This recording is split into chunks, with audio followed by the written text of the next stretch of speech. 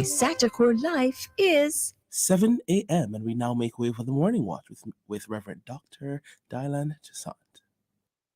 Listeners to Love 101 FM are advised that the views and opinions expressed in this program are not necessarily those of Love 101 FM.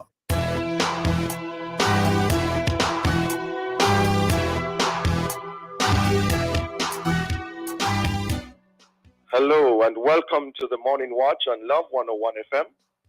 I'm your host, Dylan Toussaint. A special welcome to our listeners on love101.org, and if you're overseas and on the move, U.S. listeners can access us at 712-832-8001. And if you're in the UK, 0330-332-6541, or join us via the Love 101 FM app that can be downloaded from the Google Play Store or the Apple Store. You can also join us on Love 101 FM Facebook and YouTube Live. In the first watch today, abandoned parents, whose responsibility? And in the second watch, is Ash Wednesday more a holiday or a holy day?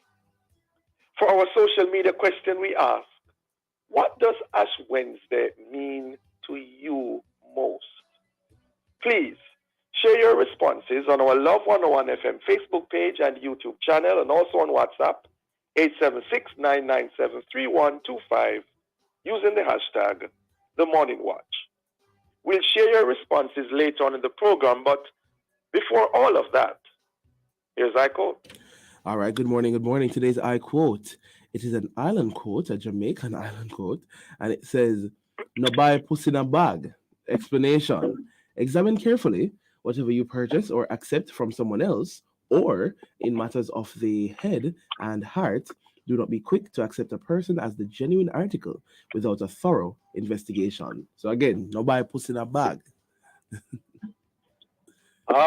Good morning, Jukal. Good morning, how are you? I am well. Perfect. Still trying to wrap my brain around that quote. Right, no buy pussy in a bag. Interesting. Yes, I guess that's about a cat and a bag. What does that have to do with everything? I don't know. Let's leave it alone as Right. is. All right? The first watch will be back after this break.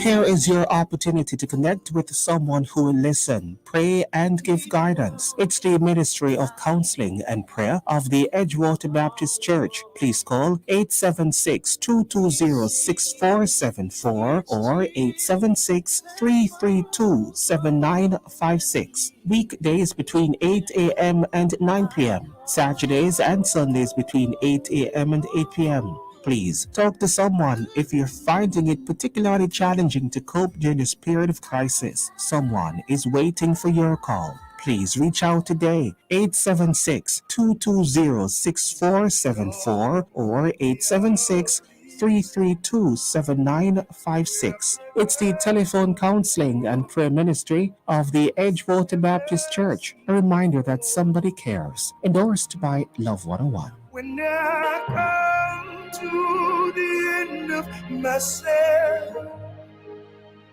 Father, carry me. Need a holiday? Book your tax holiday by using your Sagicor Bank Business Credit Card to pay your taxes. You'll get a 1-month payment holiday. Conditions apply. The best Burger King with the best tasting burger under the sun.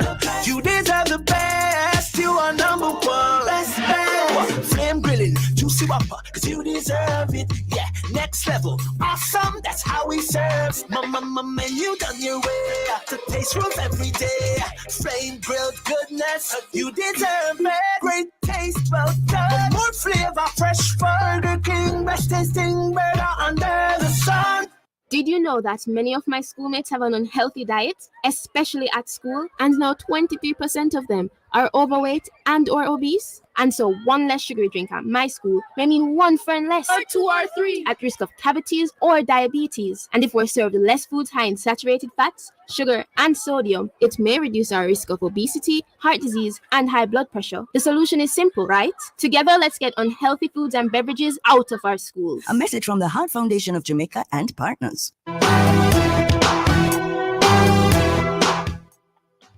Welcome back to the Morning Watch. Thanks for staying with us. I'm your host, Dylan Toussaint. Now, at what point does the care and protection of our parents become ours? The homeless we see on the streets, what is their story? Where is their family? Why would persons be abandoned to state care?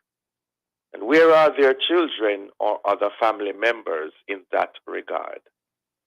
Well, to help us answer these questions, we have online Senator Charles Sinclair, Deputy President of the Senate and Councillor of Montego Northeast, and Dr. Peta-Ann Baker, Social Development Specialist. Good morning to you both. Morning. Good morning. Good morning. Great. Good to have you both with us. Let me ask, first of all, what are your main concerns re homeless and abandoned adults within the society? Beginning with you, Senator Sinclair. All right, you know, I made a comment when we were having the opening of the male ward, a brand new male ward constructed on the property of St. James Infirmary. Yes.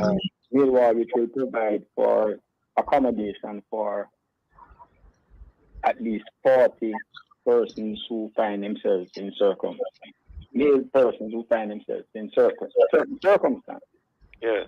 And over the years, you know, in visiting that facility and just looking around, we have another facility in St. James, the Refuge of Hope, where persons have an opportunity to find accommodation. And generally, you see adult persons who appear on our street, and they are not necessarily mentally challenged, but with just little opportunity for their own accommodation. And I do ask myself the question, you know, where are those persons? When I was the mayor and we were looking on the homeless, I had asked our social workers and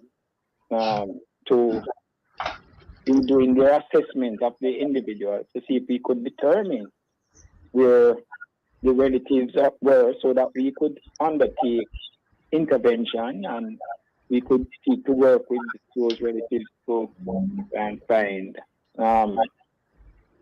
get them reintegrated into society. Yes. Whether back in their homes and the municipal corporation, it needs to be through the poor relief department to provide assistance in respect to their care. Mm-hmm. In a lot of instances, the reports that would come back to me was that it's very challenging. I'm able to get the information, or in some instances where they get the information, you find that the relatives just don't want to take on the responsibility.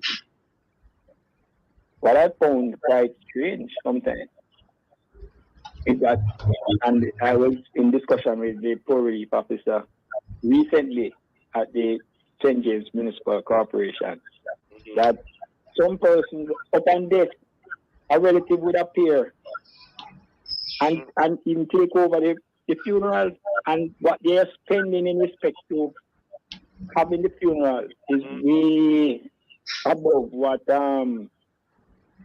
they never made a contribution during life. Nothing they at kept all. themselves away. And I was astonished when I was also informed that you have some of them that provide insurance. They take out insurance on these persons and they benefit upon the death of the individual. Wait a while here, Senator. They take out insurance, but apart from that, there's absolute neglect of the parent or grandparent? During the lifetime of the person. And benefit from the proceeds of the insurance. Yes. You know, so I found those things a little troubling, and we are a Christian society.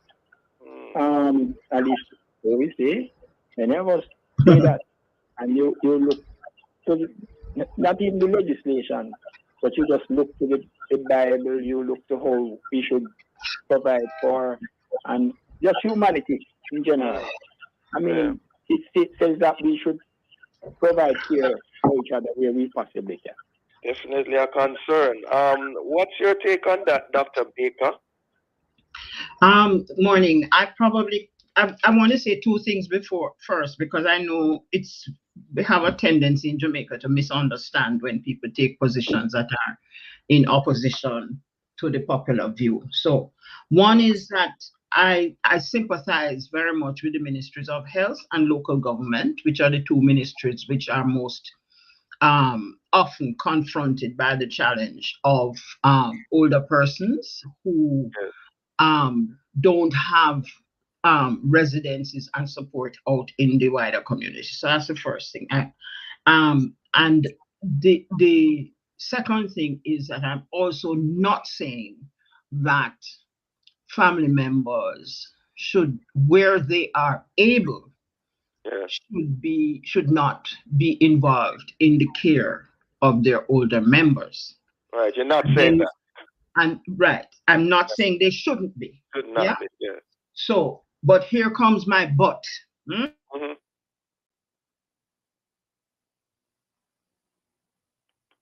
Dr. Baker?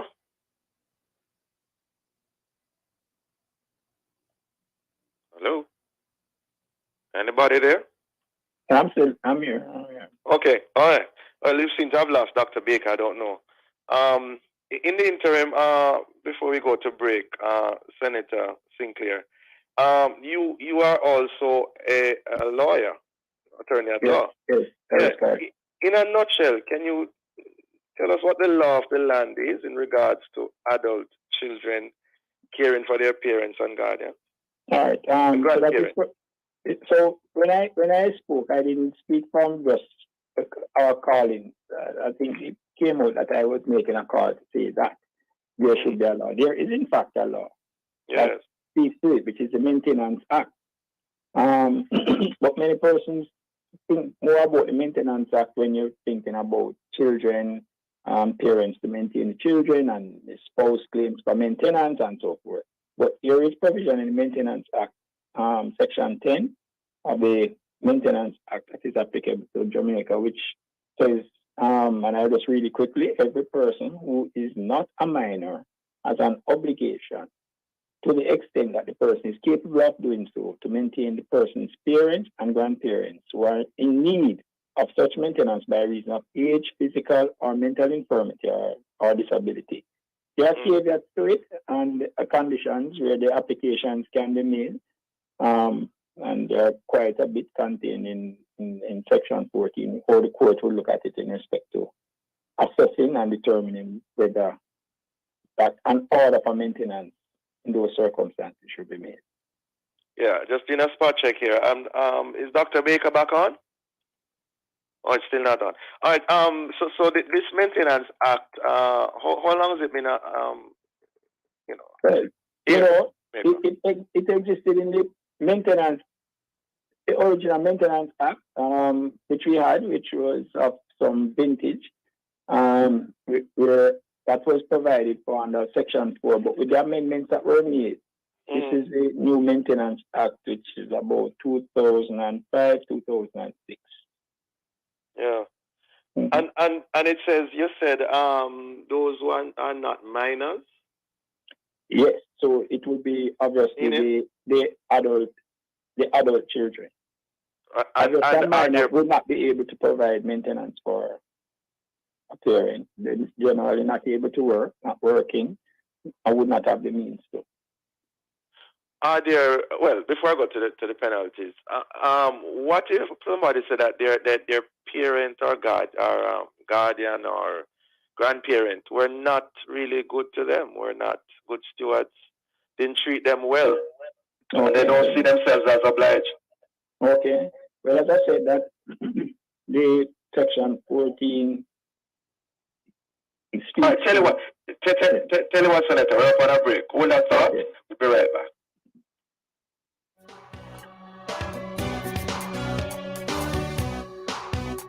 The time is 7:15 a.m., courtesy of the Heart Foundation of Jamaica. Let's get unhealthy foods and beverages out of our schools.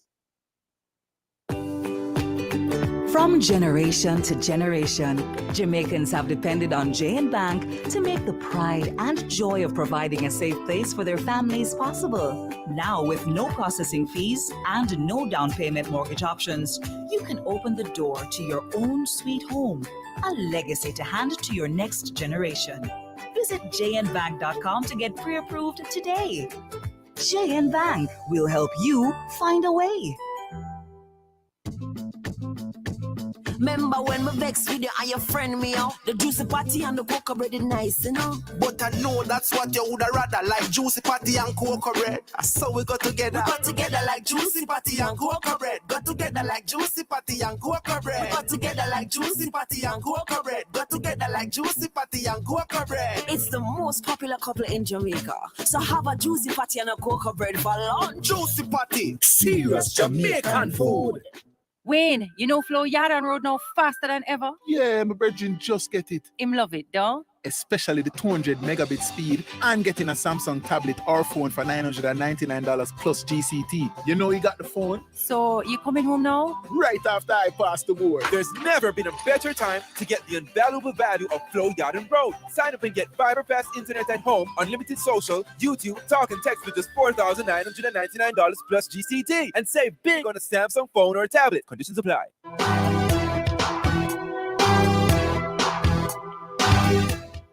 Welcome back to the Morning Watch. Thanks for staying with us. I'm your host, Dylan Toussaint, and in this, the first watch, we're discussing abandoned parents. Whose responsibility are they? Well, we, in so doing, have online Dr. Peta-Ann Baker, Social Development Specialist, and Senator Charles Sinclair, Deputy President of the Senate and Councillor of Montego Bay Northeast. Not sure if Dr. Baker is back on. Dr. Baker, can you hear us? Are you hearing me? Okay, great. Oh, yes, hearing you. Okay. Wonderful. Yeah, before the break, Senator, you were telling us more about the Maintenance Act. And I was asking, in essence, what if the person said that they weren't good parents, they weren't good grandparents, and they don't feel obliged to maintain them? Okay, so if a claim is made under the provisions contained in the Act, then the court can look on several factors in determining the amount and the duration of support. Mm-hmm. And there are several factors that the court can look at. It runs from A to M, and I will just go directly to the ones that may be applicable to your question, mm-hmm. where it says that in determining the amount, etc., or whether it should an order should be made, it speaks to an I, that is subsection 4I, any contribution made by the dependent, that would be the parent, to the realization of the respondent's career potential. So that seems to address a situation where the person was not present and did not assist in their development. It's a factor that the court takes into consideration. In L, it says quality of the relationship between the dependent and the respondent. And then in M, it says any fact or circumstance which, in the opinion of the court, the justice of the case requires to be taken into account. So under those provisions, the court can look at that. But, and I read some of the comments that came out under the post made in the media, and I saw persons raising that issue. Well, parent didn't take care of, so I should not. And I found it a bit disheartening, because we should have the ability to forgive. Right? Yeah. Hear loud and clear. Sometimes the circumstances of person, the parents, because I interact with a lot of persons, sometimes when I speak to the mothers will say to me, and it's not having anything to do with the child, but it's just that egos between the parents. get involved and they can't disconnect in that regard. And they say, I don't want nothing from the man. And you push the meal aside. You don't want to have any interaction. You don't want for him to have any interaction with the child. I've seen many circumstances like that in my capacity as a local government representative and engaging with the people. So there are many factors. But as I said, forgive. Have the ability to forgive. Let's try to get back in, Dr. Baker. Dr. Baker? Yes, sir. Yes, your train of thought was broken by the disconnection. Please continue. Yes, I was hoping, and it doesn't seem we have much time, so let me try and make it. First of all, I'm always interested when the authorities talk about parents, older persons who have been abandoned by their families, because I am yet to hear any of these authorities produce any kind of structured analysis of how big the problem is. We hear about how many people are taking up hospital beds and that kind of thing, but I am not aware of any kind of survey being done to, one, locate family members, because they may not always be children. One of the things I find problematic about this position, the position that, children have an obligation, is that, this is an old Victorian era law, yes, which has been repeated over and over and over in subsequent things. And it hasn't even been modernized in terms of how Social Security systems in other places interpret this question. Secondly, we know that especially if the older person requires personal care, not just food preparation, but perhaps assistance with bathing, etc., etc. This is an extraordinarily demanding undertaking. I've asked myself several times when I hear people making these grand statements, how many of them have had to do day after day, I don't mean occasionally, or even for a week or two. How many of the people who are condemning children or family members have actually taken care of an older person, especially if they have a mental health problem or if they have some physical or developmental delay, because this is demanding work. Effectively, I suspect that if one were to go and do an analysis of parents who have, quote unquote, been abandoned by family members, we would discover that the vast majority come from families which are themselves of limited means. I hear Senator Sinclair talk about the poor relief, and I assume he's saying, well, we can sign them up on poor relief. But I'm sure Senator Sinclair will agree with me that the poor relief payment is barely enough to purchase food, because those payments are calculated on the basis of what do we need to give someone to secure their nutrition. It's not about medication. It's not about laboratory tests. It's not about any of those things. JADEP is, I will be told, yes, but there's JADEP, but JADEP is excellent. National Health Fund, excellent, but doesn't always have the list of required drugs, etc., etc. So I want us to go back to really think about. I think we need to modernize our view of these things instead of just standing in condemnation. What will that entail, though, Dr. Baker? Modernizing it. What would that look like? So one of the things it looks like. Do the survey. Get an assessment. I expect that you will find that more men than women are rejected by their family. And that's not just because they may have not contributed to the household. That's because there's likely to be a greater emotional connection between women and their families, or at least their support system, than men. So the number of men will be a very particular thing. Is the government willing to provide a more realistic allowance to someone? Because if someone is going to care for an older person who is unwell by whatever means, it means that that person, more than likely a woman, very possibly the only breadwinner, will have to remove herself from employment to care for this person. Looking after older people is a 24/7 job. So that's the first thing.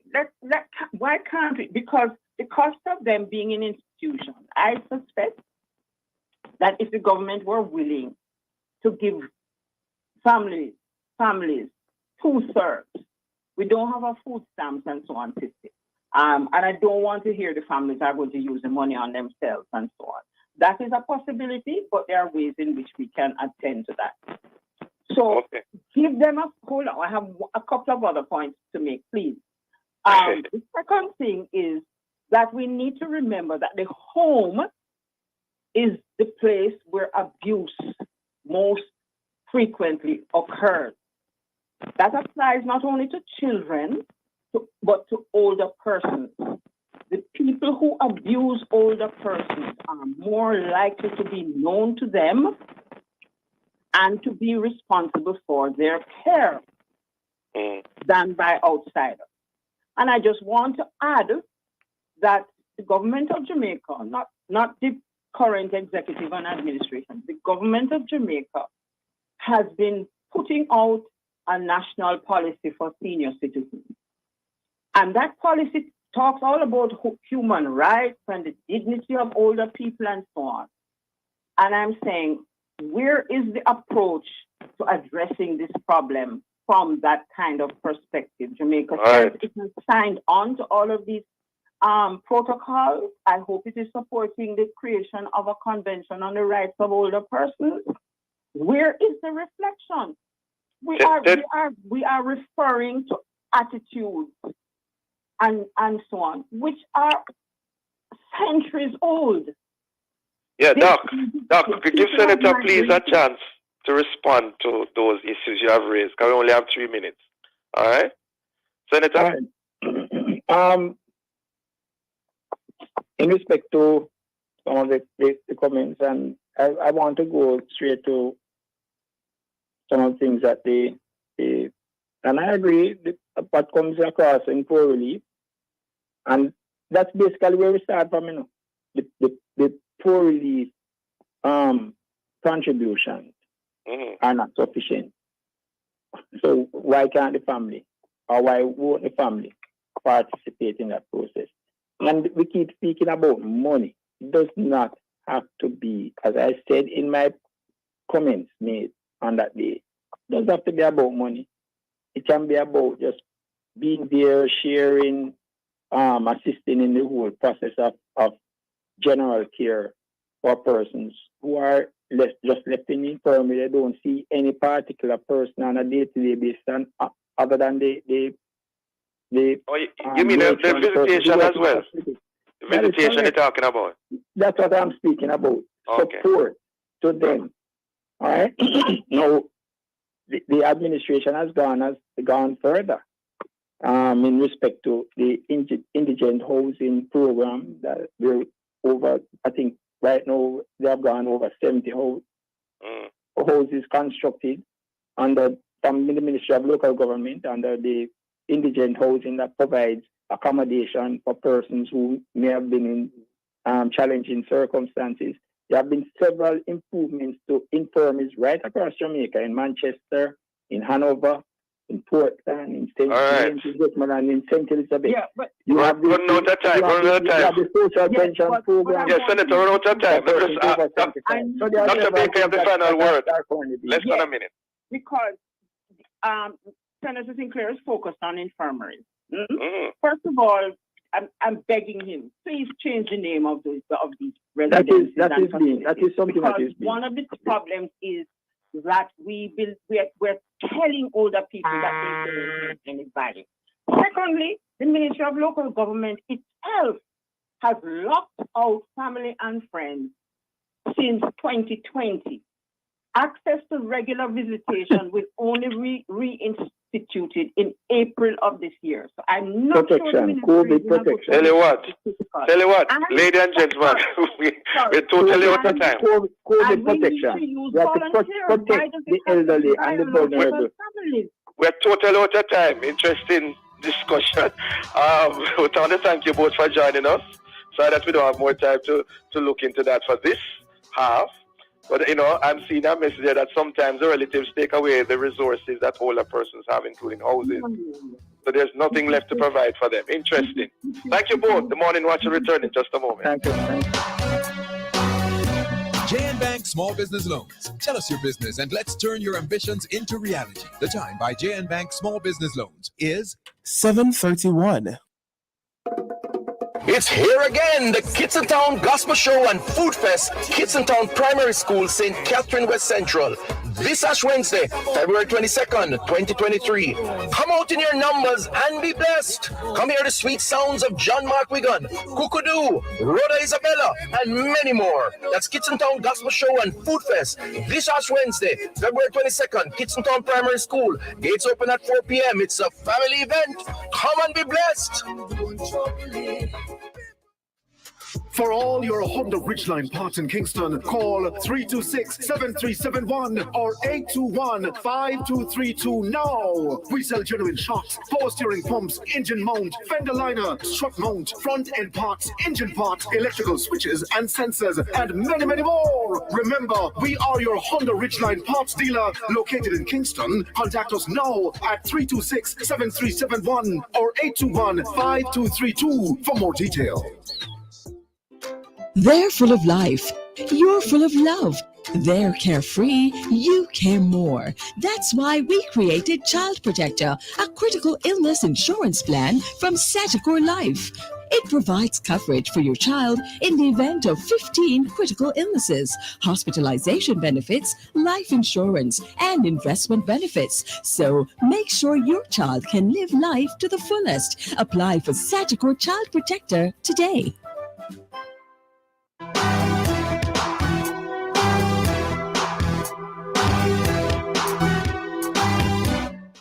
Welcome back to the Morning Watch. Thanks for staying with us. I'm your host, Dylan Toussaint. Let's now look at the newspapers to see what Jamaicans and others are actually saying and doing. In the Gleaner, fourth delay. Government to push for another postponement of local government polls in the House today. Also, we are seeing in the Gleaner, no use staying on a sinking ship.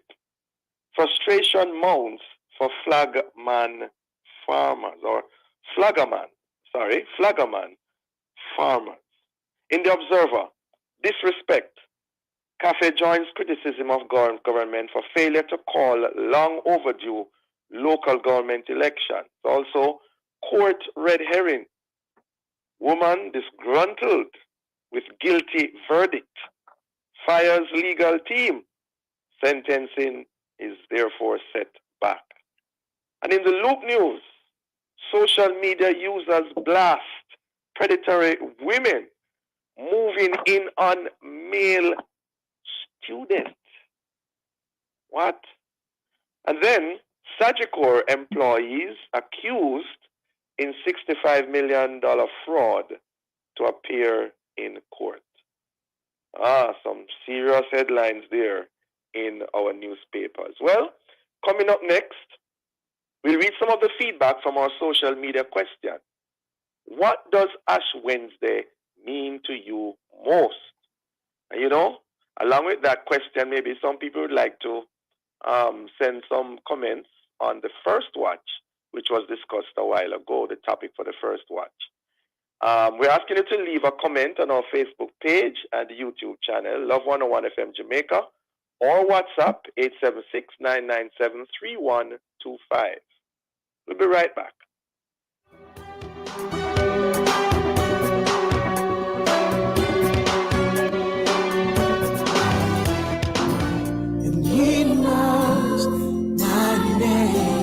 is your opportunity to connect with someone who will listen, pray, and give guidance. It's the Ministry of Counseling and Prayer of the Edgewater Baptist Church. Please call 876-220-6474 or 876-332-7956. Weekdays between 8 a.m. and 9 p.m. Saturdays and Sundays between 8 a.m. and 8 p.m. Please talk to someone if you're finding it particularly challenging to cope during this period of crisis. Someone is waiting for your call. Please reach out today, 876-220-6474 or 876-332-7956. It's the telephone counseling and prayer ministry of the Edgewater Baptist Church. A reminder that somebody cares. Endorsed by Love 101. When I come to the end of myself,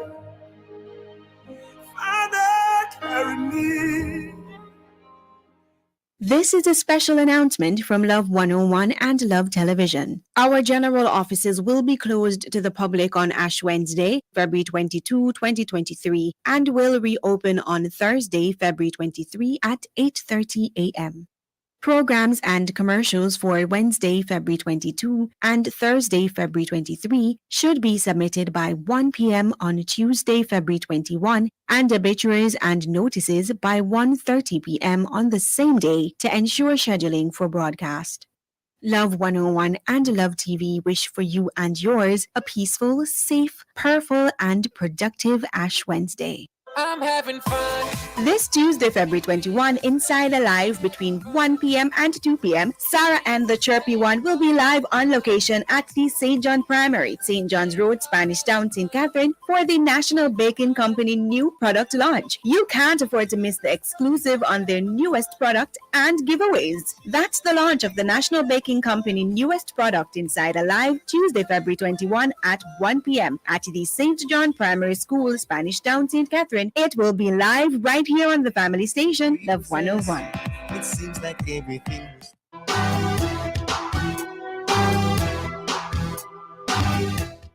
Welcome back to the Morning Watch. Thanks for staying with us. I'm your host, Dylan Toussaint. Let's now join Jukal for a look at how our Facebook, YouTube, and WhatsApp friends answered today's question. What does Ash Wednesday mean to you most? Jukal? All right, so I have some responses here.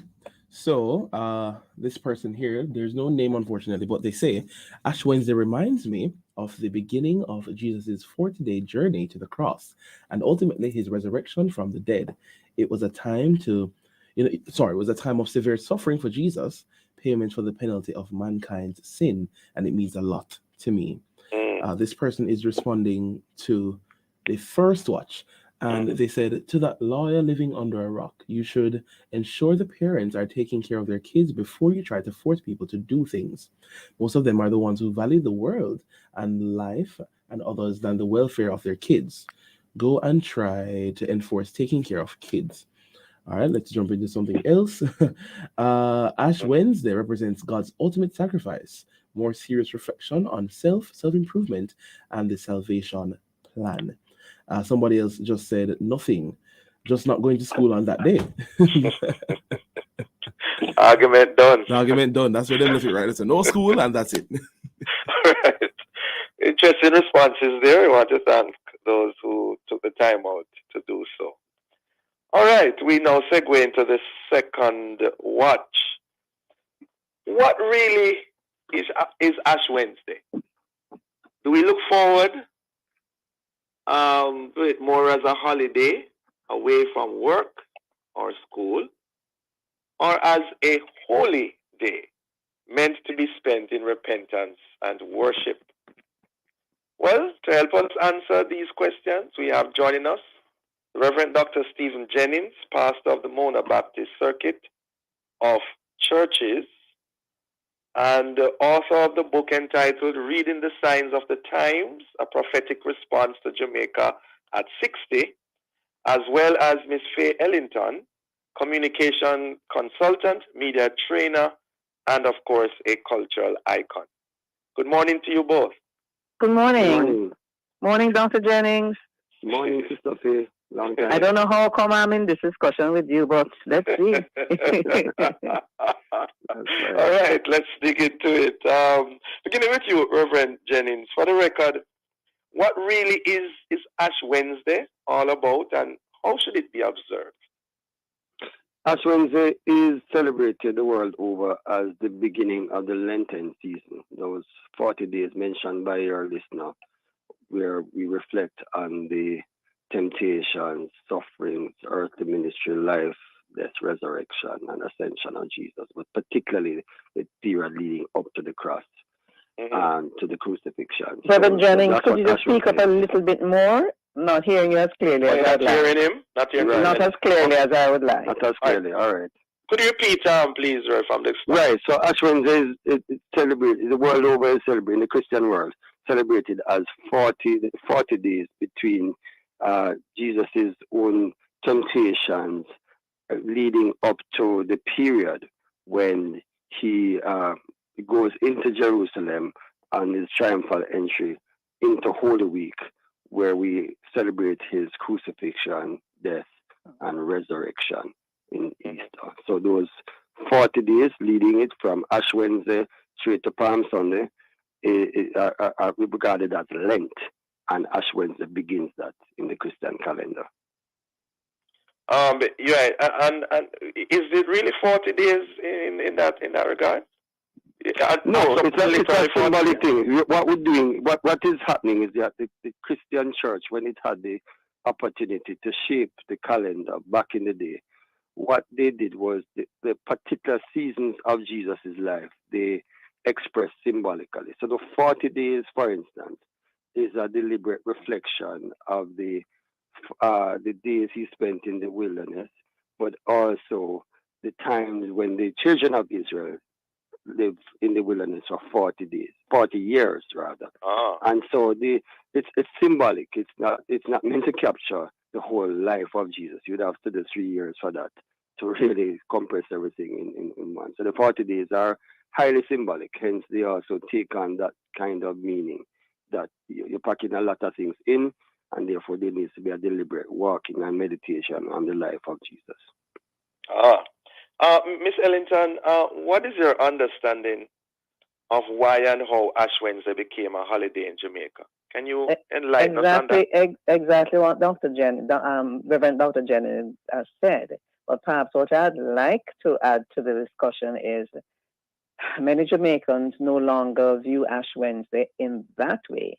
It used to be a somber and sober day for the start of the Lenten period, and the people would find their way to the churches or to some gathering that, in a large area, and still do. Many people still do. However, for many, it is now just a holiday. People go to the beach, they have picnics, they stay home, they're glad for the rest of the day. And that is something that has crept in over time, and it's not an accusation, it's just observation that this is what many people do. Some people, although they are not going to church, they still practice some form of abstinence. So you'll hear people saying, well, I'm not drink no more alcohol for the 40 days. I'm not eat no red meat for the 40 days or whatever. So they give up something.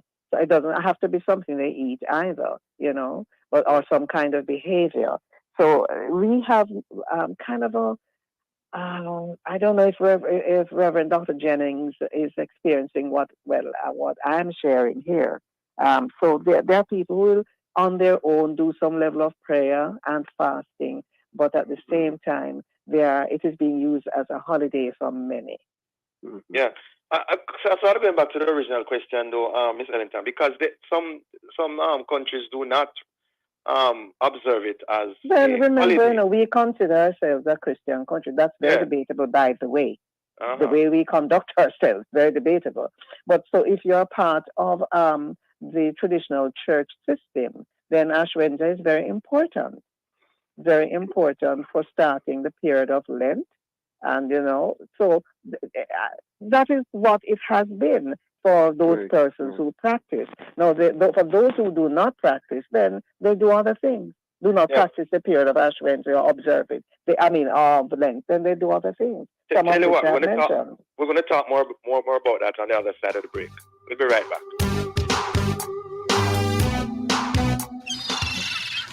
Paying taxes? Use your Sagicor Bank Business Credit Card and get a 1 month payment holiday. Conditions apply. The time by Sagicor Bank is 7:45 and 20 seconds. The February 5-50 sales event at Home and Things is here. Take $5 off every $50 you spend. Save big on the brands you know and trust, from beautiful Spanish and Brazilian tiles to exquisite bathroom fixtures and faucets from Corona, Moen, and other top brands. Check out stylish doors, windows, paints, and home decor that inspire beauty and elegance. It's the February 5-50 sales event happening now. Old Hope Road and Constant Spring Road. At MOJ Ministry of Justice, come access quality service to keep order within the nation. We facilitate good relation. Legal aid in your pocket. A little is child diversion for you to need expertise. Victim service, we help you cope with grief. Restorative justice, build back the peace. No matter where you come from, how we say justice for all Jamaicans. MOJ Ministry of Justice, come access quality service. MOJ, taking justice to the people of Jamaica.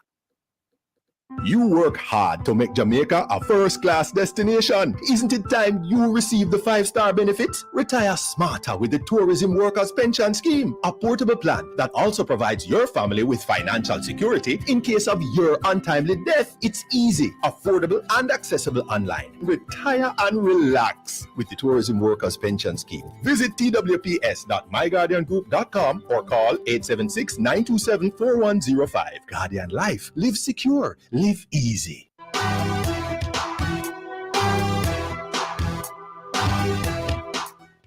Welcome back to the Morning Watch. Thanks for staying with us. I'm your host, Dylan Toussaint. And in the second half of the second watch, we will be discussing, is Ash Wednesday more a holiday or a holy day?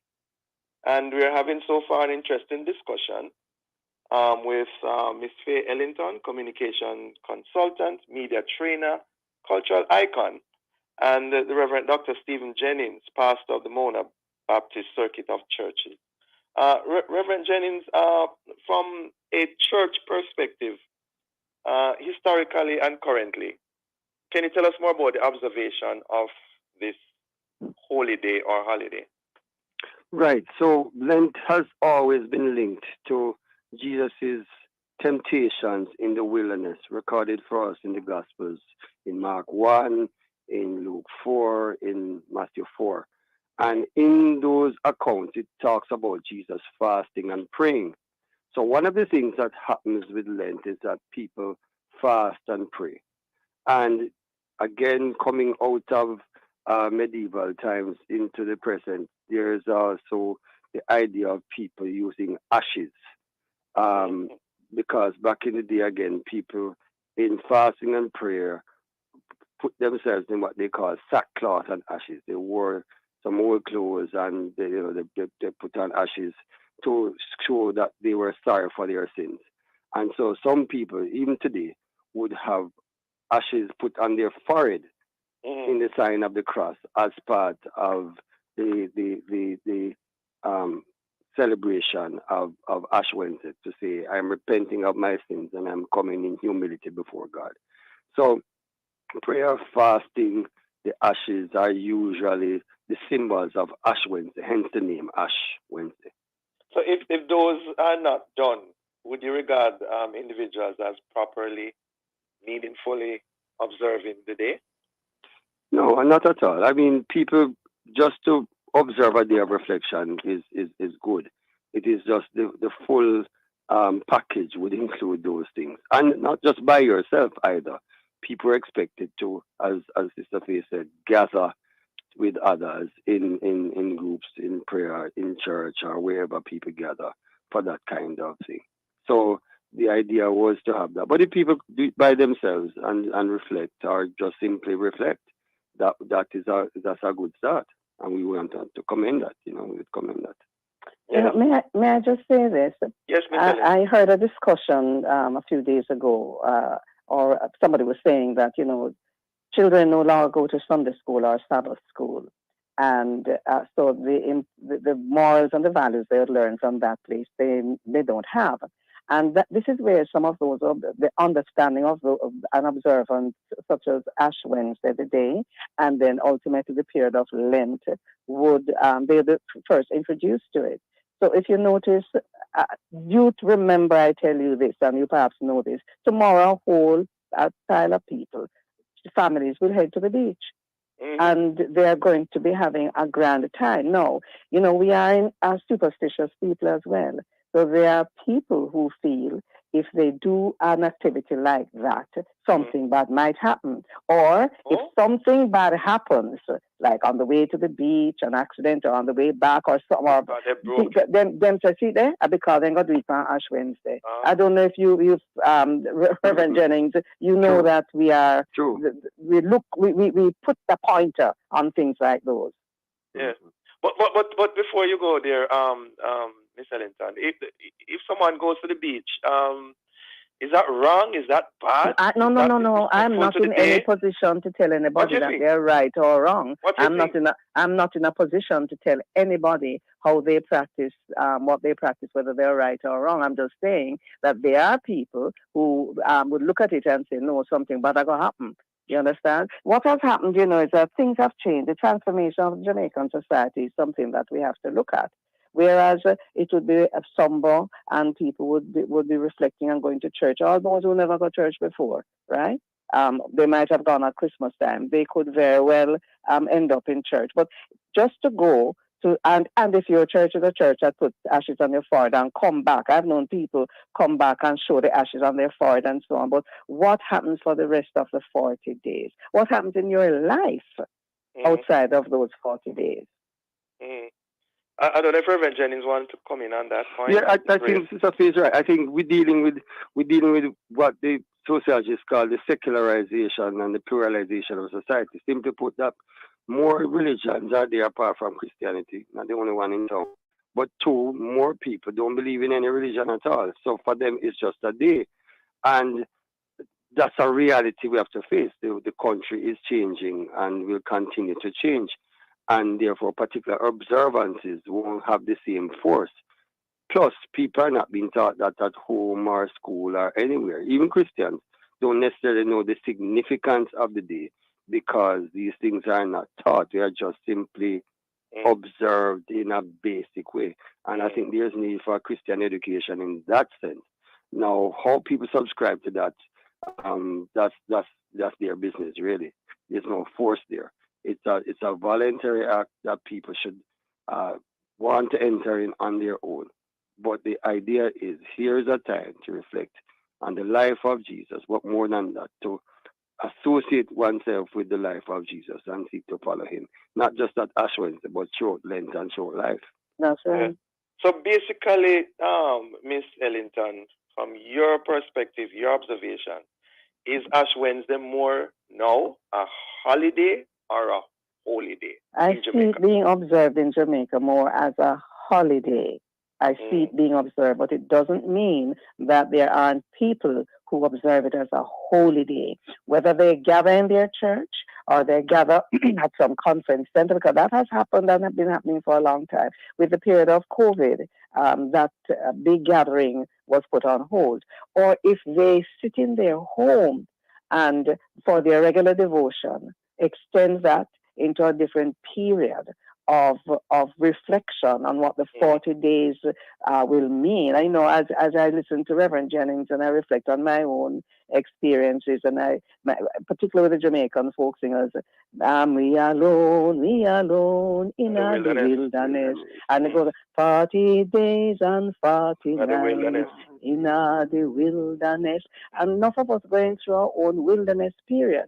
And so you find some people who may not be churchgoers, but they understand in a little part, in a little way, what those 40 days stand for. But going back to what Reverend Dr. Jennings said, perhaps people, the pastors of churches should be doing less preaching and more teaching, or should incorporate the teaching more of the observance, the significance of observances such as this.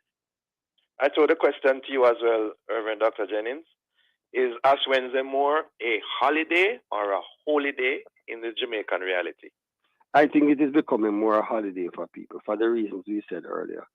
But again, the church has a responsibility to say why a day is a day. We are privileged to be in a society where Christian festivals are still observed.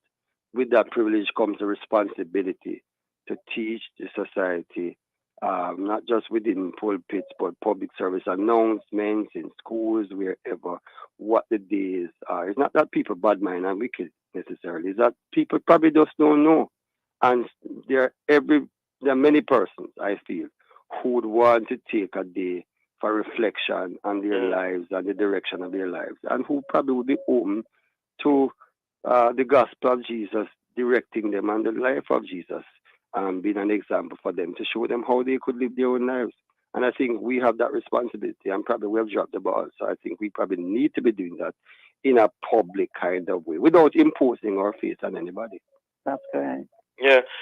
You had mentioned earlier, Reverend Jennings, about the pluralistic society we are now in. How do you respond to those who say that, with that reality, other religions, not just Christianity, and Ash Wednesday is a Christian day, that they perhaps should also have, acknowledgement of the other religious religions in terms of their specialty? Well, as the society changes, I'm sure that argument will come more and more. Remember, Jamaica has these Christian festivals because it was a country where Christianity was the official religion. Remember, that comes out of colonialism and so on.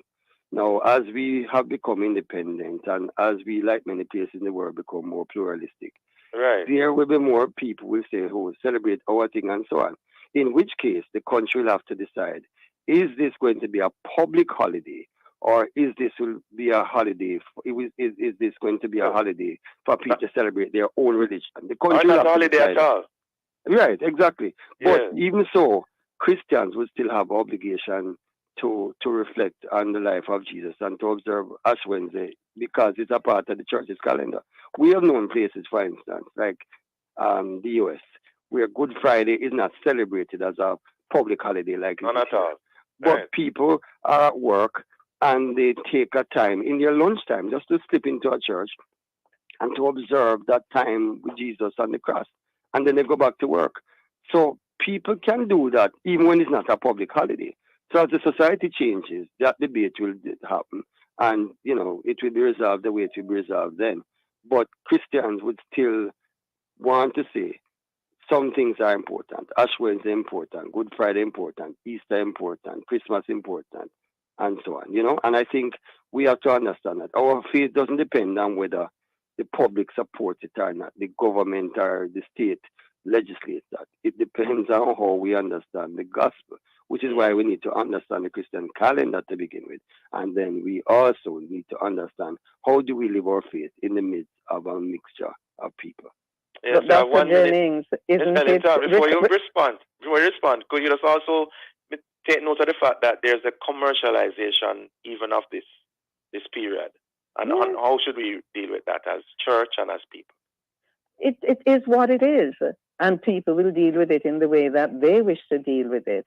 You can't pull back commercialization now. It has been running rampant for the longest while. And then you're going to come at the end of the 40 days for bun and cheese and the rest of it. And that's a big, big money-making time. Fish.